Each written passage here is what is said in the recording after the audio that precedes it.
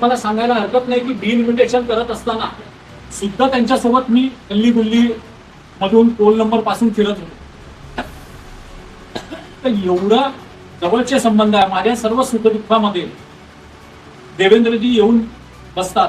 मी हॉस्पिटलला ऍडमिट असताना 3-3 तास या राज्याचा मुख्यमंत्री युरोन हॉस्पिटलला बसलेला आहे.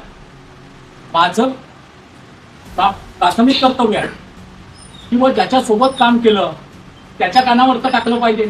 मी त्याच्या कानावर टाकलं.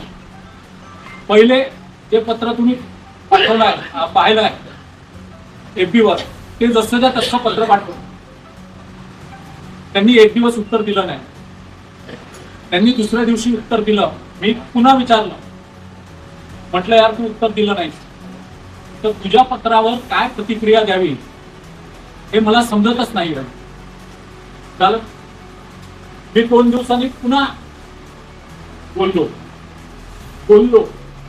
पहिलं मेसेज टाकला होता, दुसऱ्यांदा बोललो, समजावून सांगितलं सर्व. म्हटलं हे अशी सर्व स्थिती आहे, मी थांबायला तयार नाही. मी थांबलं पाहिजे असं मला वाटतं. मी संवेदनशील आहे आणि हे इकडून तिकडं तिकडून इकडे हा सर्व विषय मला समजत नाही आहे, पटत नाही आहे. मग शेवटी त्यांनी असं मला म्हटलं की ठीक आहे, तुला जो वाटतो तो निर्णय घे.